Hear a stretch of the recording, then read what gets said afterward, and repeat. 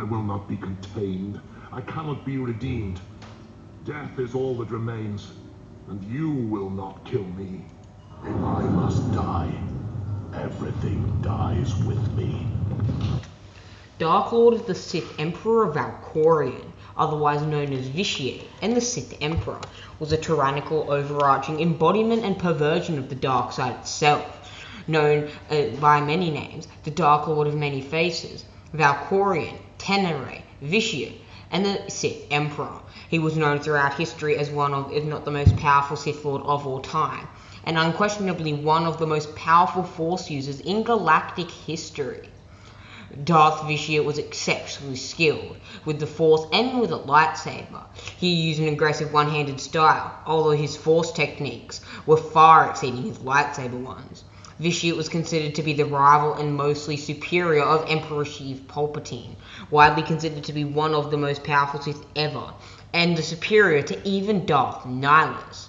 But even the greatest titans of darkness have to die eventually, and today we are going to be excavating the tombs of Zakuul, the ancient homeworld of the Sith of Dromund Kaas, and the small craft the Satele Shan ventured to in order to figure out how Vitiate died every single time. For the sake of this video, because I know a nerd will go down in the comment section and say, oh, technically Vitiate died multiple times due to his essence transfer version of allowing his body to stay alive. Personally, I'm just going to write these off as non-canonical deaths, as while they exist within Legends, which is technically the Legends canon, we can see that they have no detail. We only know that as the Emperor's vast dark side power expanded, he used clone bodies in order to contain his consciousness and continued to stay alive, sustaining his immortal spirit. Let's kick off with the first death, his first death at the hands of the hero Typhon. After learning of the Emperor's location on Dromund Kaas from Braga and his strike team, a recent Jedi striking that Vitiate had completely eviscerated with Force lightning, the hero of Typhon embarked on a mission to confront the Sith in the Dark Temple, while an invasion force under the command of Grand Master Satele Shan, the great-great-great-great-great-granddaughter of Revan, attacked the Imperial capital. Well aware of his enemy's presence and intention, the Emperor waited in the depths of his dark citadel as the hero and the astromech droid T-701 fought their way through the Imperial military ranks and the temple's defenses. As a droid, T-701 was the only one of the Jedi's companions who could safely confront the Emperor without falling under the Sith Lord's mind-bending manipulation strategies. But the hero and T-704 was forced to rescue one of the other members of their crew while their companion was pinned down by Imperial forces. When the enemies arrived in the Dark Temple's throne room, the Emperor arose from his throne and unleashed a bolt of violent lightning after mocking the Jedi for sacrificing strength to rescue an ally. The hero intercepted the attack with a lightsaber, and the Emperor summoned 3 mid-form duplicates of himself to attack the knight as he slowly descended the steps from his throne. The Jedi and T-701 made quick work of the phantoms by the time he reached the bottom, and the Emperor remained unfazed when his opponent's weapon was raised in a guard stance towards him. The hero questioned the Sith Lord's desire to consume all life in the galaxy, but the Emperor warned the knight that his mind and abilities were beyond the Jedi's comprehension, and that his goals were his to decide. That he would outlast everything and that he could not be stopped, the Emperor summoned more duplications of himself and drew his own lightsaber, Crimson Blade jutting from his hilt. Both the Emperor and his phantoms utilized Sith magic and lightning as they battled the hero and T-701, vanishing and reappearing within the dimly lit chamber to toy with his opponent's senses. To the Emperor's shock, the Jedi slowly but surely gained the upper hand in their battle, cutting down the duplicates one by one and battering away the Emperor's defenses. Finally, the Phantom Emperors dissolved into swirls of dark side energy, and the hero's true opponent fell to his knees before the steps. However, when the knight approached the seemingly injured and battered Emperor, the Sith unleashed an explosive blast of Force lightning that sent his opponent sliding back across the floor, staggering in ruin. The Emperor acknowledges his immense power, but mocked the Jedi's limiting adherence to the light side, before unleashing a second, more potent blast of lightning. The hero managed to catch the attack on the blade of a lightsaber, and the two opponents advanced across the room towards each other as the Emperor continued to blast the Jedi with lightning. As they reached each other, the knight spun to the side and delivered a devastating strike to the Emperor's waist. The Sith fell to the floor, but lightning continued to crackle around him, coiling around his body as he tried to rise. But he failed. He defiantly declared that he would never be redeemed or contained. Brushing off the hero's claims that he would face justice, the Emperor again attempted to fail to rise to his feet. Under the belief that the Emperor was dead, the Jedi contacted Lord Scourge to report success, and the former Emperor's wrath informed the Ally the Emperor was not yet defeated. The Emperor's lessons fell and left his fallen voice, and warned the hero that he would Jedi with him if he had to die, releasing a massive shockwave of dark light energy from the body of the voice as a final defiant act. The energy rippled through the Dark Temple as he began to collapse the structure, so the Jedi and T-701 fled the structure and returned to sanctuary within their ship. Afterwards, Vishu was awakened by Revan on Yavin 4 and continued to consume Zyos to fully rehabilitate himself and resurrect himself, and then proceeded to head to Zakuul, the location of his next death. Look around you. Zakuul is poised to become the greatest civilization in the history of the galaxy. I have forged the Empire to surmount all of my previous works, to span eternity. The Eternal Throne commands a fleet more vast than any ever built. It has the power to reshape the galaxy into any image that I choose, that we choose. I will share all of this with you, if you will only kneel. That following excerpt was from the Knights of the Eternal Throne Expansion Edition. Not long after the consumption of Zyos, Valkorion was approached by his sons, who proposed a plan to test the strength of the border worlds between the Eternal Empire and the Eastern Galaxy. Now fully devoted to ruling the Eternal Empire, Valkorion sanctioned the attacks, but only permitted Thexian to lead the Eternal Fleet. Arcann disobeyed the command and accompanied his brother nonetheless, striking at worlds such as Tython and Korriban, the ancient homeworld of both the Sith and the Jedi. During the attack on Korriban, Arcann was nearly fatally seriously injured in battle, losing his arm and suffering severe wounds to his face. When Thexian reported on the battle to his father, Valkorion was uninterested in his son's wound, believing it to be a fair price for his defiance. When the two returned from the raids, they presented trophies and lightsabers banners to their father at the foot of the Eternal Throne. Valkorion responded with silence and turned away, infuriating an already resentful Arcann. Valkorion's son, now overgrown with anger, leapt at his father, intending to kill him with his lightsaber. Thexian reached out with the Force and pulled his brother back in mid-leap, and Arcann, still engrossed in his anger and darkside, engaged in a furious but brief duel with Thexian that ended up with Arcann slaying his own twin. As a horrified son came to his senses, a seemingly unmoved Valkorion approached him and commanded Arcann to come with him.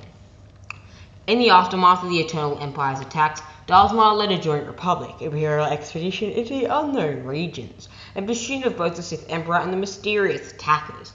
As they approached Zakuul in space, Arcann reported that their approach to his father atop the Spire and Valkorion. He was well aware of the visitors. Deployed the Eternal Fleet. Ma's expedition was wiped out, but Arcann's forces captured Ma and a second figure who had been involved in the war and hunt for the Emperor. At his father's command, Arcann brought the two to Zakuul and before the Eternal Throne, where the foreigners recognized Valkorion as the former Sith Emperor, amused by Ma's raid. Valkorion offered to share his power and influence with his prisoners, and killed Ma with an enormous blast of Force lightning when the Sith Lord stole a Zakuul Knight's lightsaber plank and attacked him. Vaylin ordered everyone out of the throne room, leaving only Arcann, Valkorion, and the remaining prisoner, to whom Valkorion repeated his offer. However, Arcann betrayed his father at that moment, and Valkorion was struck down, but the Force entity simply shifted his essence into the prisoner's mind. With Arcann sensing his father's survival, he quickly froze his father's body and the Outlander's body in carbonite to ensure that he would not continue acting. This was the second death of Valkorion, being impaled through the chest by the Outlander, one of the most powerful Jedi in galactic history. Now, we must traverse through the Emperor's mindscape, where in the middle of this, we can see that Vaylin and Valkorion are being in trifle with Arcann and the Outlander.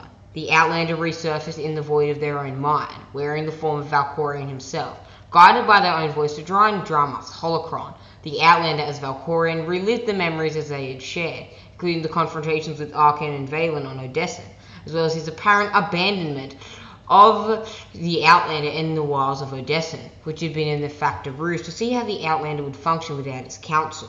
The Outlander was soon able to regain control, facing off against the spirit of Valkorion himself, who admitted to being impressed with his foe's persistence. Holding the Emperor at bay, the Outlander used Drama's holocron to break whatever hold he had over his children. who then allied with their one-time foe to destroy Valkorion.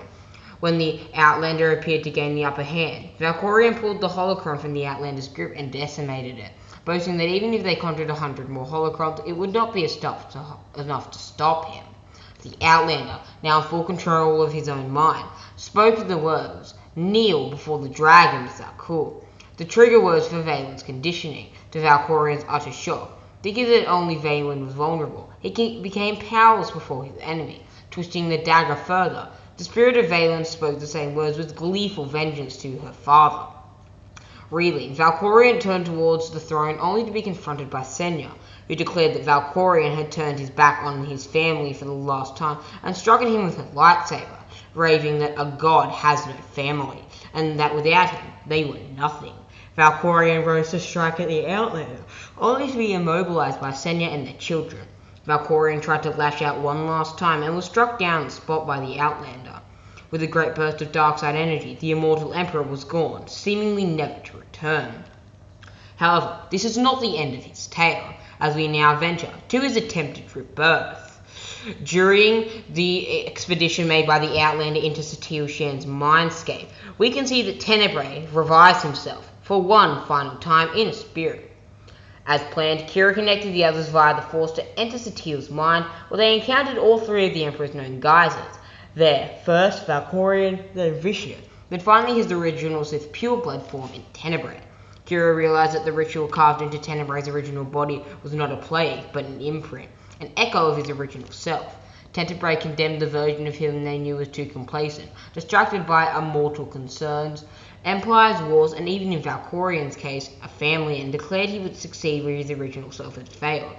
The Vitiate form separated the commander from their allies. However, they were soon joined by the spirit of Revan, who stood with the commander against Tenebrae's shades. While the three forms declared themselves endless, they were confronted first by Mitra Suru, whom Tenebrae had mocked for her failure to kill him once before, and then by Scourge, who reminded him he had saved the Emperor from her the first time, and would not do so again. The Tenebrae form then again lashed out to separate the commander from the others. The commander then encountered Darth Mar, the Dark Council who had been killed at the commander's side on Zakul by Valkorion years prior. Mar explained that the new Tenebrae only knew of his past deeds from the memories and impressions of Satil and his students, but he gained none of the wisdom from those experiences. Mar then warned that if he was not stopped now, there would not be another opportunity, and called upon the commander to break the chains he uses to ensnare us all. Finally, the commander reached the center of the mindscape, a recreation of the Jedi Temple on Tython, and encountered Satil within. The Emperor's three forms boasted that Satil could not resist for long, and when a mind was destroyed, only Tenebrae would remain. Satil awake and mocked Tenebrae for his ego. He could have dominated any one of her students, but instead chose to dominate them all, as well as their master, to prove to himself he was still powerful. As Satil spoke, those whom the Emperor had manipulated and killed over the centuries, all who knew his true weakness, his pride and vanity and his fear of death, began to manifest, standing behind the commander, the one who had the power to destroy him. Once and for all, in the end, Tenebrae's immense power was not enough to save him. As the commander and their allies were able to withstand all the power of the Emperor's many forms, defeated, the three guys of the Emperor petrified and crumbled to dust, just as his victims on Dathema and Zaius had done in the past. Once and for all time, the Emperor was finally no more. Well, my friends, what did you think of this installment? Did you enjoy this video on all the deaths of Emperor Valkorion, Vitiate, Tenebrae, the Dark Lord of Many Faces? Now, my friends, this is where we part ways and kneel before the Dragon of Zakul.